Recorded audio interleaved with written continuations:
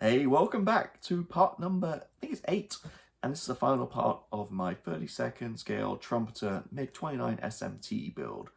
Or this guy right here, you can see that. Great kit, thoroughly enjoyed it. You just kind of see the nose right here. So without further ado, let me just switch the camera down and start showing you kind of the last few things I did, last few tips, and the final reveal. So 2 seconds and I'll switch the camera. And here she is, a completed model. Yeah, thoroughly enjoyed it. Went together really well. It was a dream to work with the kit. Like I mentioned in previous videos, just for those few tips I have, a few parts were a little bit too big, like panels and stuff. Just needs a quick sand, like 1/2 mil off, and then they fit perfectly. Without that dry fitting, it would cause some fit issues. But other than that, it's a really great kit. Let me talk about a few things I did. So, as you know, as most builds, you can always kind of break off the static discharges and like little aerials and stuff. So I actually had this in my my drawer, my scratch building stuff, which is 1/2 mil styrene rod.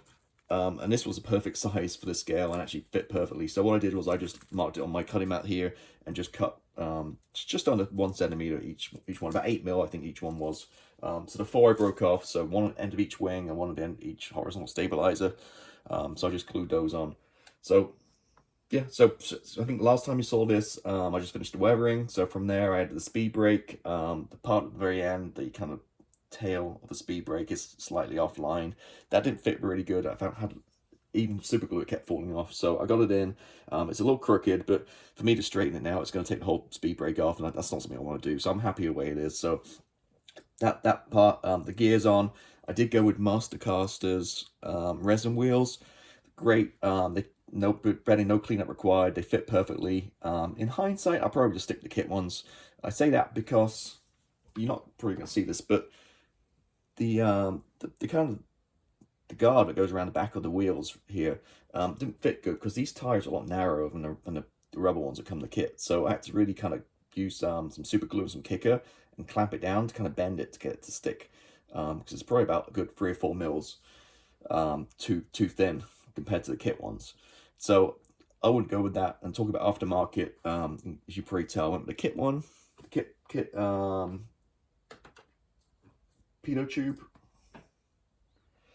I got this really nice master one in metal, which is barely anything. I think it costs like $1 or $2, but it's actually, the end is actually too small. If you see that, it's way too small to fit on there, and it creates like a step. So rather than a bunch of work and stuff, I just went with the kit one, the plastic one. Plus it's safer, you know, I have little kids and stuff. Actually, you can't see it, my bad. Let me move it around a little bit so you can see it. There you go. So you can see it. So you can see it's a little bit different. This was not nicer, but yeah, at the end of the day, like I said, there was a step. Didn't quite fit. It would fit, but it was, like I said, a step. And also, this is deadly sharp needle, and I have little kids running around and stuff, and that's going to take an eye out, whereas the plastic one's a lot safer. So I guess I just went with that one. So in the end, if I was to build it again, the only aftermarket I would use would be the seat. Resin seat from Quick Boost is a must. The kit seat's pretty plain. That resin seat's really nice. If you see my previous videos and also some pictures I put up, you can see how nice that is. So yeah, I'd built straight from the kit. Comes with metal landing gear in the kit, metal nose weight, and yeah, all I'd use if I build it again would literally just be the seat. That's all you need, and the seat's about $3 to $4, very cheap. So a couple of boo-boos along the way. Talk about, as you may notice, this keen-eyed, I have no HUD. I somehow lost the HUD. I painted it and put it on the side of my bench, and then I think I put this foam down. I have it on foam so I can move it around without damaging anything. And somehow it just disappeared, evaporated. So I've looked everywhere, I cannot find it. I reached out to Trumpeter, they're really good with aftermarket parts, and they don't have that thread available with the HUD. So I have no HUD. That's, for me, as a bit of a typical thing. I don't know why, but I always have to issue the HUDs, and probably half my aircraft in my stash have no HUDs.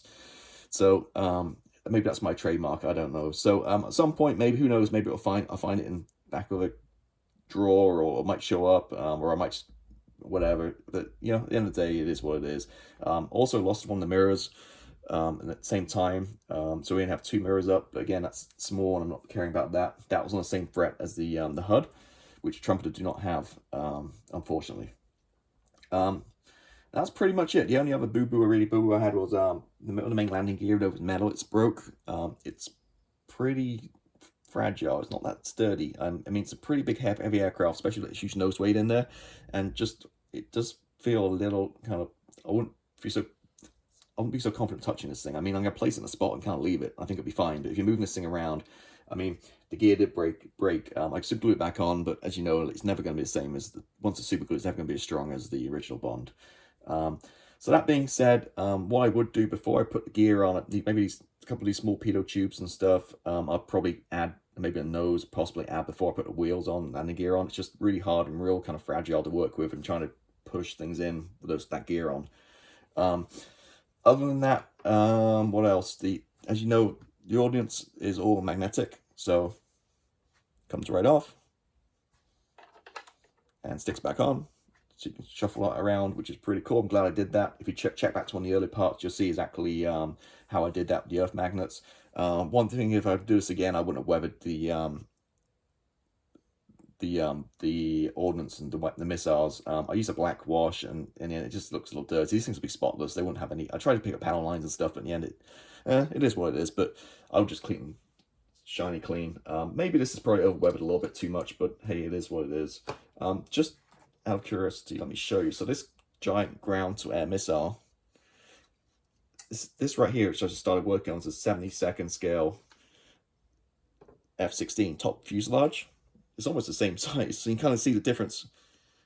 These things are huge compared to, obviously, that's 32nd missile. This is a 72nd aircraft, which gives you an idea of scale on this thing. Again, if I hold up the 72nd F-16, again, you can see kind of the size. That goes back on like that. The ladder's loose. Comes with a kit.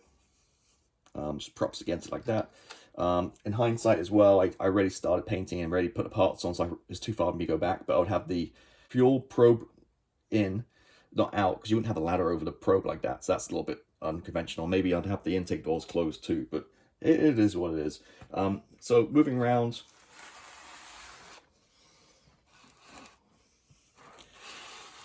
I don't know how good you can see on camera. Actually, you probably can't see the camera at all, but I'll show you in a minute. The engine is exposed, like I mentioned, the left engine. When I pick it up in a minute, I'll show you that exactly how it looks. So you can see left engine, but at the same time, I do have the panel painted, and this just clicks in over it. So if you want, you can have it closed, which is pretty neat. Looking around back, using Cloud paints for the back end, put some soot pigments inside the exhaust nozzles.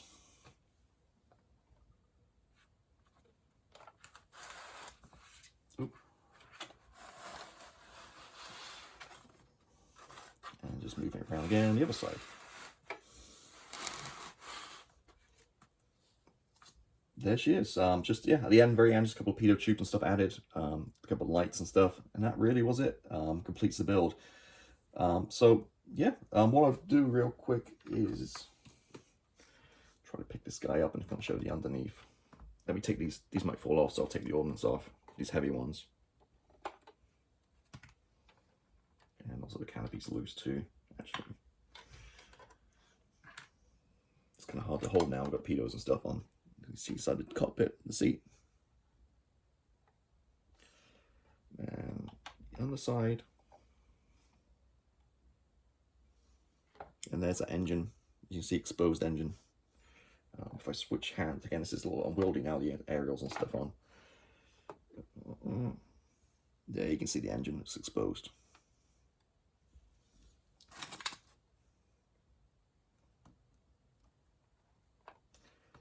Cool, well, we did that without breaking it. So next up, I'm gonna take some photographs. I'll put some photographs up as well at the end of this, and then you can then see a little bit better with the photographs, kind of how it turned out. But yeah, so there we go. That's my completed MiG-29 SMT. It's a 32nd scale kit from Trumpeter.